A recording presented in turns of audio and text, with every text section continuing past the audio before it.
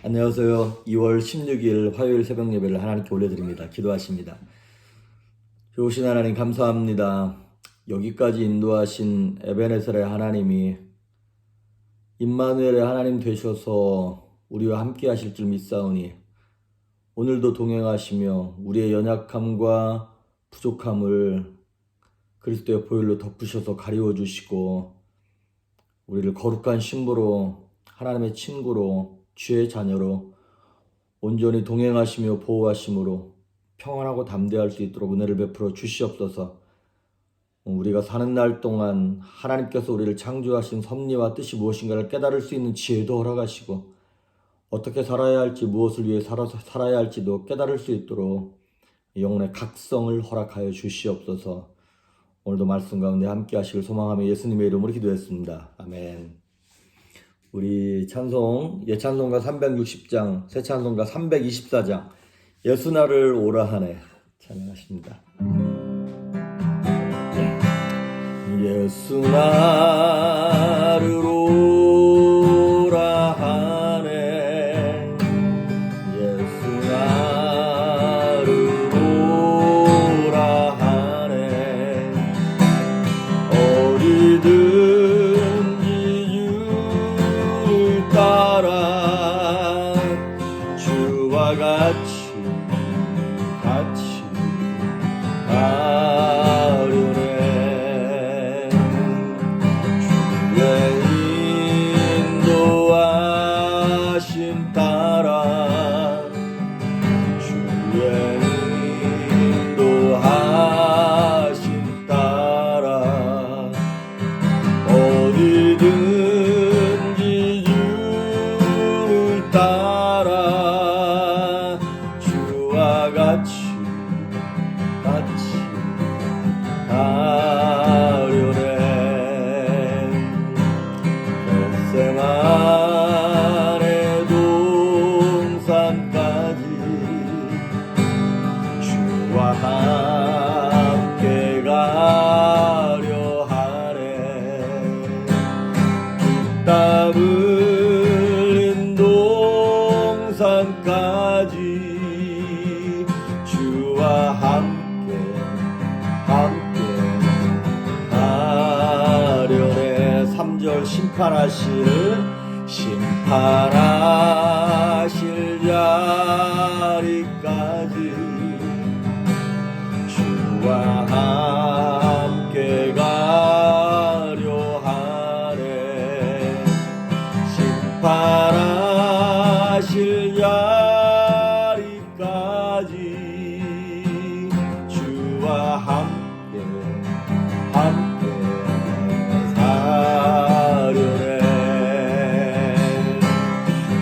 주의 인도하심 따라, 주의 인도하심 따라 어디든지 주를 따라 주와 같이 가려네. 주가 크신 은혜 내려 나를 항상 돌보시고 크신 영광 보여주며 나와 함께 가시네.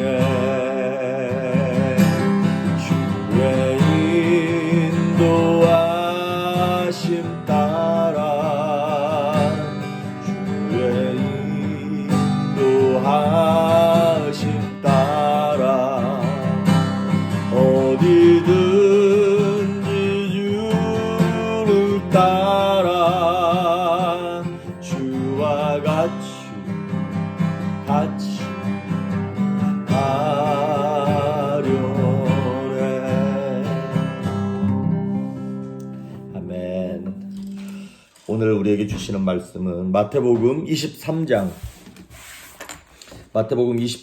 16절에서 26절에 있는 말씀까지 보십니다. 23장 16절 봉독해 올립니다.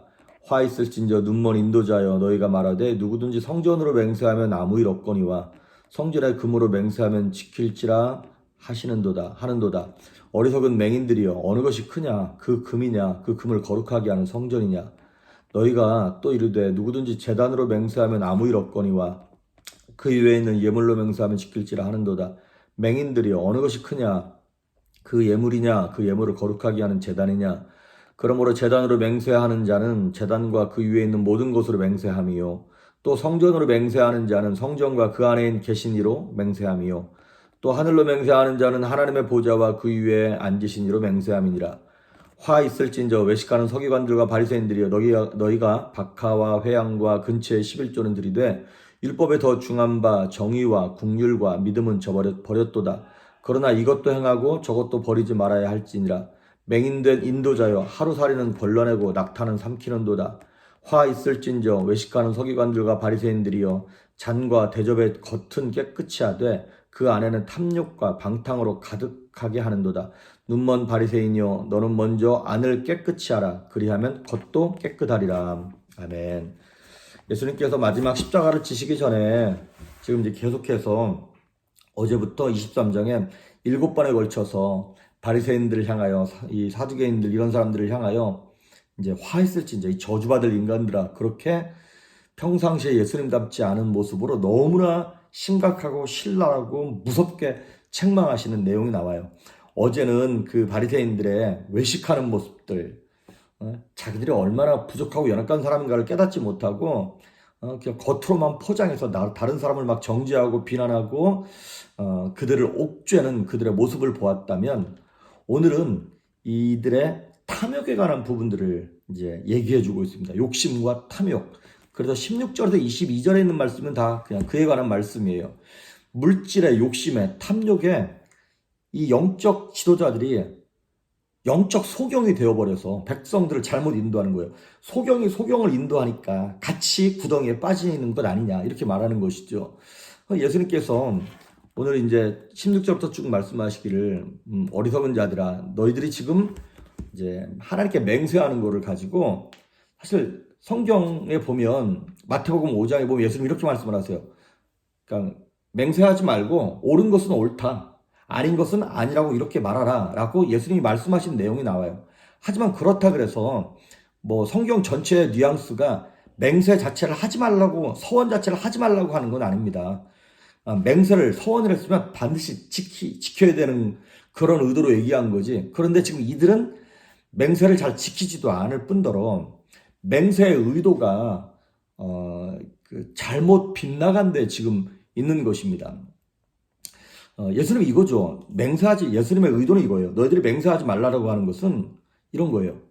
우리가 무언가를, 내가 이거 안 되면 내 성을 갈아, 내 손가락에 장을 지진다, 이런 거잖아요. 장래 일을 우리는 아무도 장담할 수 없죠.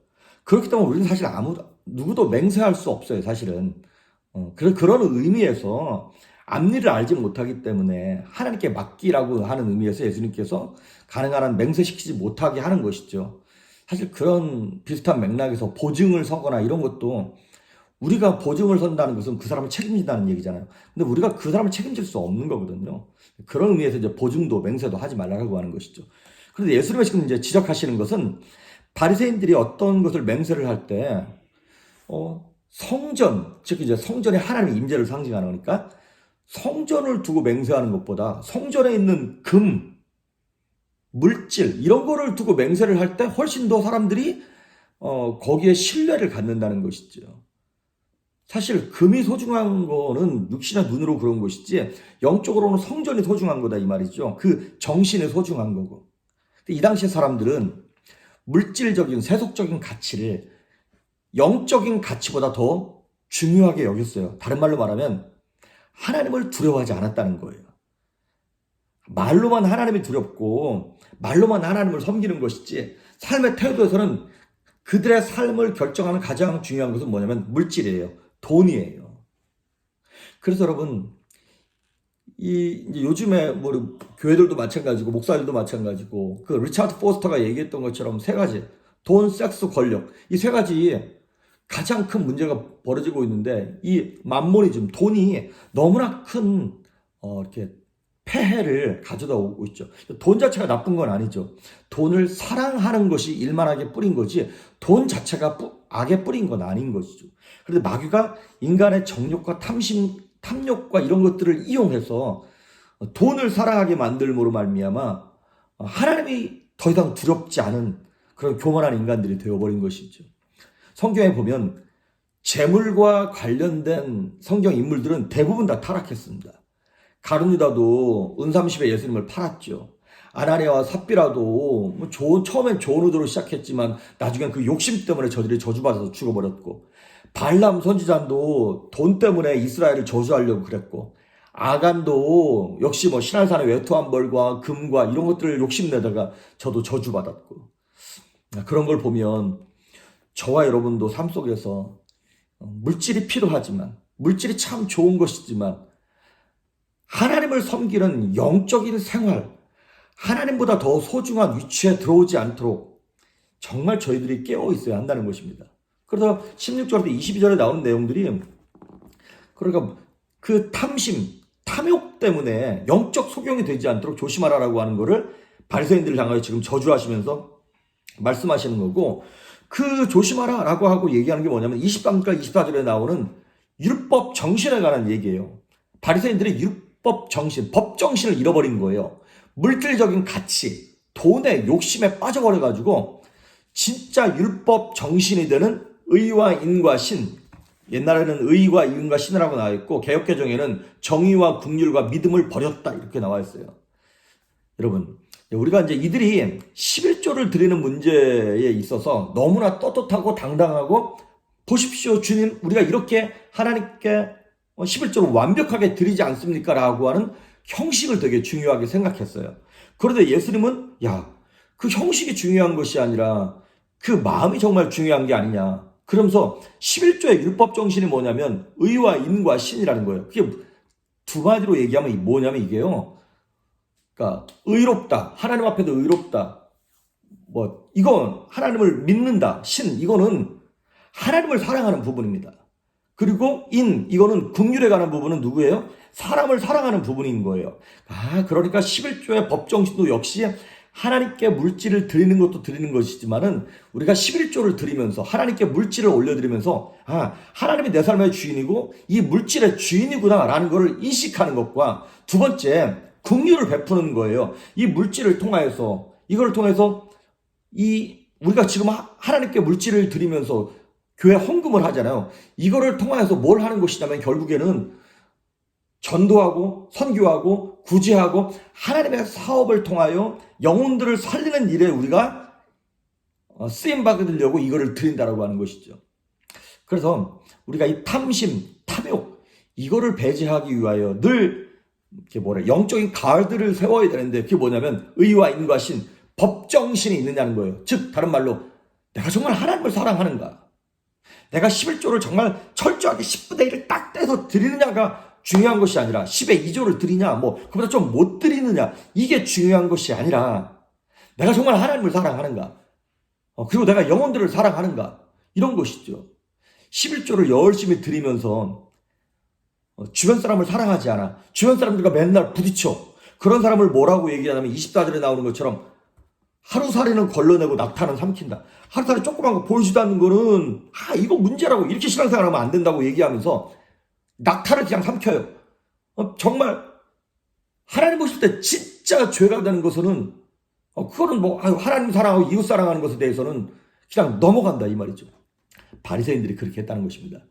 그러면서 예수님께서 마지막으로 25절 26절에 얘기하고 있는 것이 무엇이냐면 이런 거예요.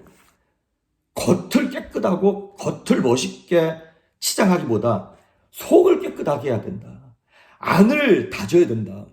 지금 우리 교회가 이제 교회 건축에 관한 그런 것들을 이렇게 준비하면서 하고 있습니다.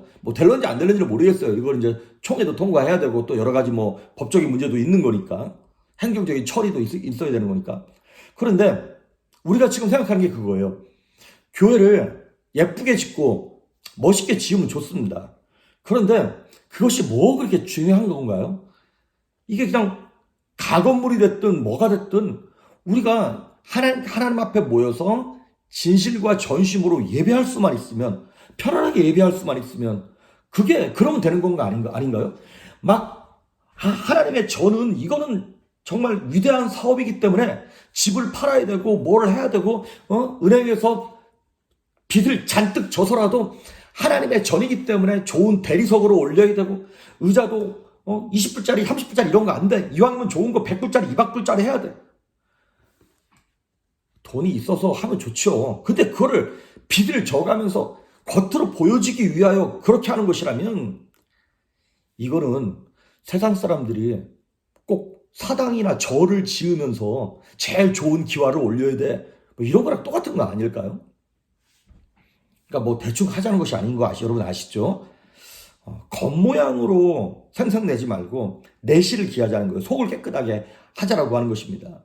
바리새인들, 사두개인들, 서기관들, 이 사람들은 율법의 선생님이에요. 율법을 가르치는 사람들로서 자신들의 내면 세계가 탐욕으로 꽉 쪄들어 있다 보니까 힘없고 가난한 사람들을 억압했어요. 말로는 하나님을 얘기하지만 실질적인 삶 속에서는 탐욕을 추구하고 물질을 추구하면서 하나님을 같이 섬길 수가 없게 된 것이죠. 그래서 우리가 오늘 결론적으로 제가 여러분에게 도전하고 싶은 것이 있습니다. 그것이 무엇이냐면, 우리에게 누구나 다 욕망이 있어요. 탐욕이 있어요. 그러면 욕망의 성취를 위해서 살아가는 자들이 아니라 욕망의 성화를 위해서 살아가자는 것이죠.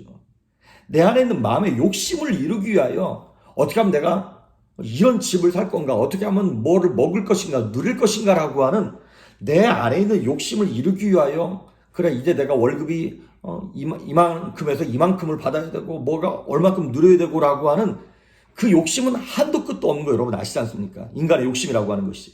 그래서 욕망의 성취를 이루기보다 내가 갖고 있는 욕망이 거룩한 것으로 바뀌는 성화, 이 sanctification이 이루어져야 한다는 것입니다. 여러분 신명기에 보면 하나님이 이스라엘 백성들을 향하여 이렇게 명령을 하세요. 내가 너희 앞에 생명과 사망과 복과 저주를 놓았다. 너와 네 자손이 살기 위하여 생명을 선택해라. 하지만 하나님이 그들을 푸시하지 않았어요. 너희들을 선택해. 너희가 선택해라고 선택권을 주셨어요. 자, 그러면 이게 정말 우리로 하여금 내가 생명을 선택할 건가 사망을 선택할 건가 정말 선택하라는 말씀일까요? 아니에요. 이미 답은 정해진 거예요, 사실은. 생명을 선택해야만 하는 것입니다. 근데 우리가 자꾸 마귀의 욕심과 유혹을 따라 저주받는 길로 간단 말이죠. 이런 거예요, 따져보면. 아들놈이 집에서 공부하라는 공부를 안 하고 맨날 게임만 하고 막 엉뚱한 짓을 하는 거예요. 그랬더니 아버지가, 야, 너 그렇게 공부 안 할 거면 집에서 나가. 공부를 하든지 나가든지 둘 중에 하나 선택해. 그거 정말 선택하라는 얘기인가요? 게임하는 거 좀 덜 하고 공부하라는 거 선택하라는 얘기인 거잖아요. 그런 것처럼 만약에 그거 알겠습니다 아버지 제가 선택하겠습니다 그리고 나가면요, 그거 두들겨 패야지. 그거 미국에서 두들겨 패면 안 되니까 그거는 방학 때 한국 데리고 가가지고 인천공항에 내리자마자 그거 두들겨 패야지. 그래서 이스라엘 백성들이 두들겨 맞은 거예요. 비록 하나님께 우리에게 선택권을 주셨지만 뭘 선택하라는 거예요? 좋은 것, 생명의 것 선택하라는 것입니다. 이스라엘이 거기서 실패한 것이죠. 이스라엘 백성들은 하나님을 완전히 떠나진 않았지만 하나님도 붙잡고 탐욕도 붙잡고 만몬이즘 물질도 붙잡고 있었던 것이죠. 그래서 여러분, 우리가 가지고 있는 것, 누리고 있는 것을 조심해야 됩니다. 그것이 욕심으로 탐욕으로 발전되어지지 않도록 우리의 내면을 바라봅시다. 내 안에는 지금 어떤 깨끗한 것이 있나, 어떠한 것이 있나. 행여나 이 욕심 때문에 내 신앙의 모습도 갉아먹고 기도하는 시간도 갉아먹고 하나님 사랑하고 영혼 사랑하는 것도 갉아먹진 않는지 한번 돌이켜보시면서 그 법정신, 하나님이 우리에게 주신 하나님 사랑, 영혼 사랑을 오늘도 실천하고 삶 속에서 누리는 여러분 될 수 있기를 주의 이름으로 축복합니다. 기도하십니다. 좋으신 하나님 감사합니다. 내 안에 탐심과 정욕이 가득 차 있습니다. 예수님 용서하여 주시옵소서. 그리스도의 보혈로 덮어주심으로 말미암아 이제 하나님을 더욱 뜨겁게 사랑하며 영혼을 사랑하는 일에 열심내게 하시고 내 내면을 깨끗하고 거룩한 삶으로 갖고 갈 수 있도록 하나님 깨닫게 하여 주시옵소서. 감사드리었고 예수님의 이름으로 기도했습니다. 아멘.